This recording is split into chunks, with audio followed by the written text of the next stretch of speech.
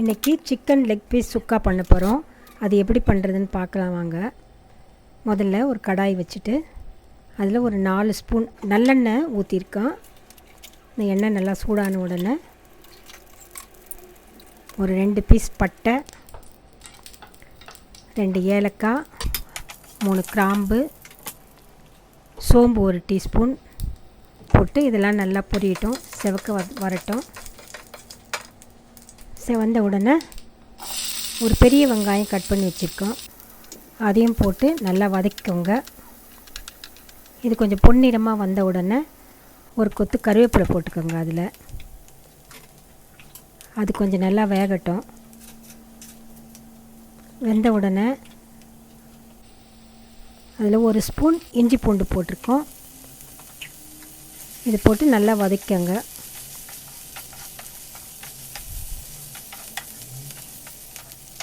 ஒரு பெரிய தக்காளி கட் பண்ணி வச்சுருக்கேன், அதையும் இதில் போட்டு வதக்கிக்கோங்க. இதெல்லாம் நல்லா பச்சை வாசனை போகிற வரைக்கும் நல்லா வதக்கிக்கோங்க. இது கொஞ்சம் நல்லா வதங்கட்டும்.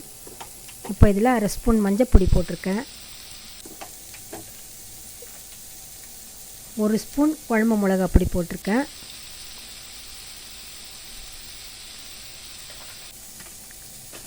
அதை போட்டு நல்லா வதக்கிக்கோங்க. உப்பு 1 ஸ்பூன் போட்டிருக்கேன், சின்ன ஸ்பூனில். அப்புறம் பார்த்துட்டு நம்ம போட்டுக்கலாம் எவ்வளோ உப்பு வேணும்ன்ட்டு. இப்போ இந்த காய் இதெல்லாம் வதங்கிறதுக்காக உப்பு போட்டிருக்கோம்.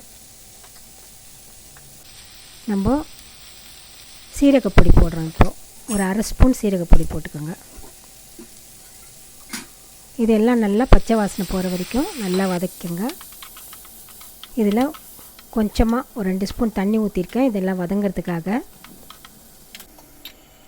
நம்ம மேரினேட் பண்ணி வச்சுருக்கோம், அதுக்குள்ளே இதெல்லாம் கொஞ்சம் பச்சை வாசனை போகிற வரைக்கும் வேகட்டும்.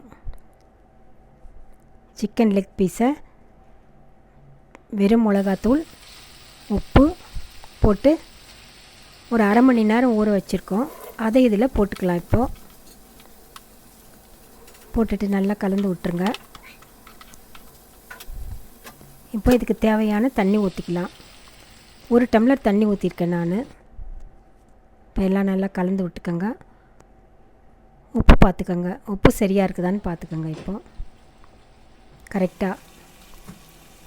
கரெக்டாக இருந்தால் சரி, இல்லைன்னா இன்னும் கொஞ்சம் போடுறேன் நான். பத்தலை உப்பு.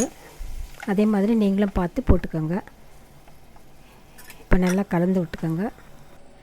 இப்போ மூடி வச்சுக்கோங்க. மூடிட்டு இது ஒரு 10 நிமிஷம் வேகட்டும். சிக்கன் வேகிறதுக்கு 8 நிமிஷத்துலேருந்து 10 நிமிஷம் ஆகும். வெந்த உடனே ஒரு 1/2 ஸ்பூன் கரம் மசாலா போடுங்க, நல்ல வாசனையாக இருக்கும். போட்டு இது நல்லா கலந்து விட்டுக்கோங்க. இப்போது சிக்கனை திறந்து பார்த்துக்கோங்க. ஒரு ஃபோர்க் ஸ்பூனில் குத்தி பாருங்கள் நல்லா வெந்துருச்சான்னு. அப்படி இல்லைன்னா இன்னும் 2-3 நிமிஷம் வேகட்டும்.